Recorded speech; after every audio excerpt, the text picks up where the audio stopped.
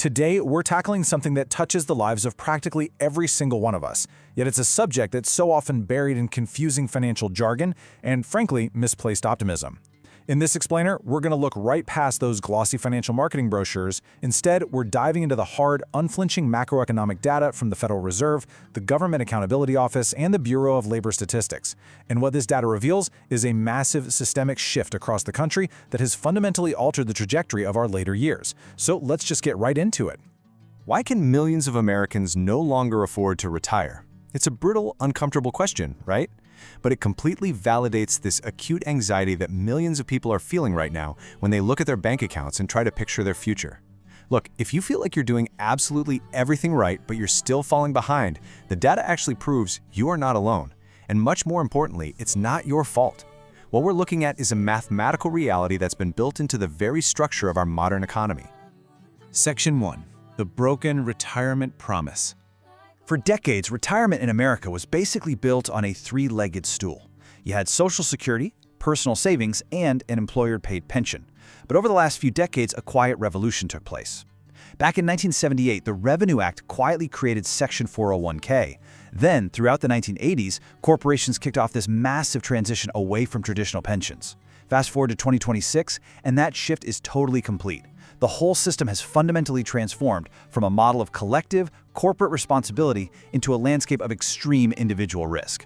Now think about what this actually means for a regular human being. On one hand, you have the traditional defined benefit pension. That offered absolute safety, right? It was guaranteed lifetime income, and your employer bore all the risk of a market crash or crazy inflation. On the other hand, you've got the modern defined contribution system. We're talking about your 401ks and IRAs. Under this system, you, the individual, bear every single ounce of market volatility, inflation vulnerability, and that absolutely terrifying risk of simply outliving your money.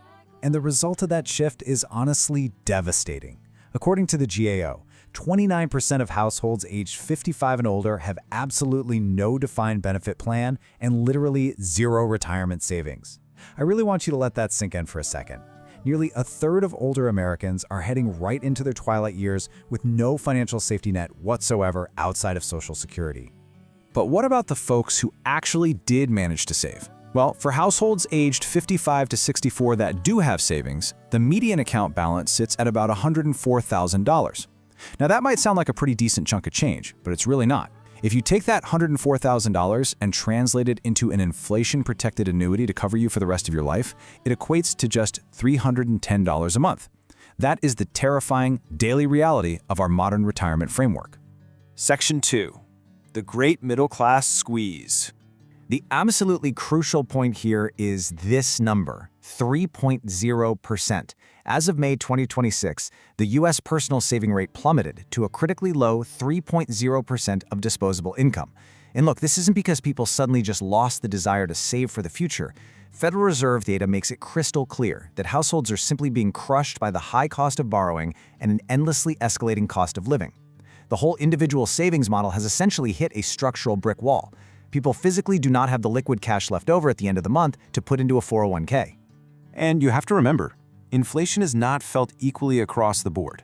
Bureau of Labor Statistics data proves how structurally higher inflation actually acts like a regressive tax.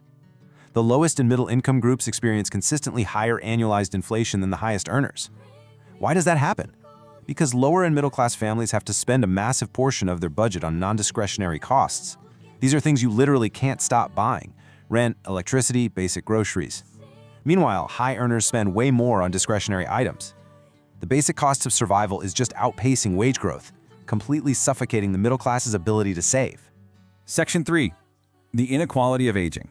So this massive cost squeeze naturally builds into staggering structural wealth gaps.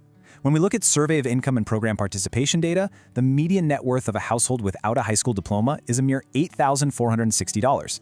Compare that to a household with a bachelor's degree sitting at over $266,000 or a homeowner at nearly $400,000. The current 401k framework doesn't level the playing field at all. In reality, it heavily reinforces and multiplies the educational and housing inequalities that already exist. But the system also contains some genuinely shocking institutional vulnerabilities. Unlike traditional pensions, which legally require spousal consent if you want to alter benefits, most 401k plans do not require spousal consent for withdrawals or loans. In 2021, 1 in 10 married 401k households had funds unilaterally removed. This regulatory gap literally allows one spouse to legally drain a retirement account without their partner even knowing about it. And because women often have lower lifetime earnings and fewer retirement accounts in their own names, often due to caregiving duties, this loophole disproportionately devastates women's financial security. Section 4. Healthcare and longevity traps. As you get older, healthcare inflation becomes a massive threat to a fixed income. But the official numbers don't actually tell the whole story here. The official Medical Care Consumer Price Index shows an average annual increase of 3.1%. However, when you dig into the implied total premium inflation, which is what people are actually paying out of pocket for their insurance premiums, it's escalating a lot faster, hitting 3.4% annually. So there is this hidden hyperinflation just quietly eating away at retiree budgets. And this cost pressure intersects catastrophically with lifespan inequality. Top earners aren't just wealthier, they're actually living significantly longer. They're adding 4 years of life expectancy compared to just 1.6 years for bottom earners. This creates what's called a devastating longevity wedge feedback loop. Lower-income workers who are often physically worn down by their jobs end up dying sooner. But because they literally can't afford to stop working, the moment their health fails, they're forced to claim Social Security early. And by claiming at 62 instead of their full retirement age, they trigger a severe, permanent 30% cut to their monthly benefits. Section 5. The Social Security Crisis.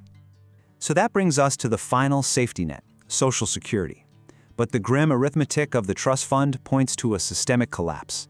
Because of shifting demographics, the Old Age and Survivors Insurance Trust Fund is projected to be completely depleted by 2035.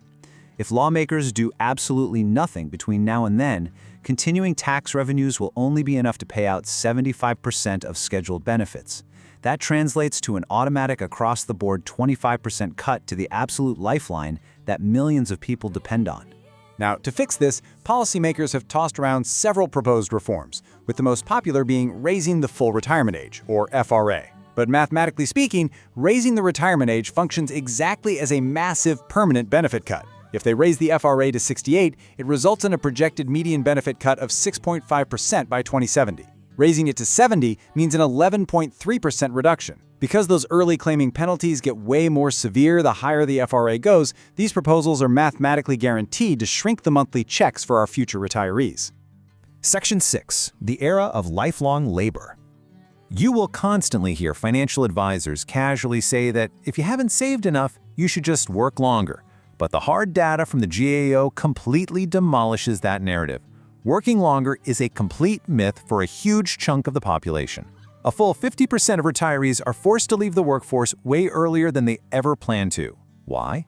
It's usually unexpected health problems, physical decline, or sudden changes at their workplace.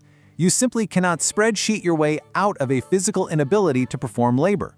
Which really brings us to this incredibly sobering, gravity-filled quote derived directly from the research. The United States is transitioning toward an era of permanent, involuntary labor for its aging population. For millions of low and middle-income Americans, that traditional golden years dream of life after work has completely vanished. Financial survival now effectively requires you to keep laboring right up until physical or cognitive decline makes work literally impossible. And that leaves us with a lingering, profound question that we all need to deeply consider. If the macroeconomic foundation of American retirement has completely structurally failed, if the pensions are gone, if savings are getting wiped out by inflation, and if our last remaining safety nets are shrinking, what exactly happens to the American dream when we simply can no longer work? It's a question our society is going to have to answer, and we're going to have to do it very, very soon.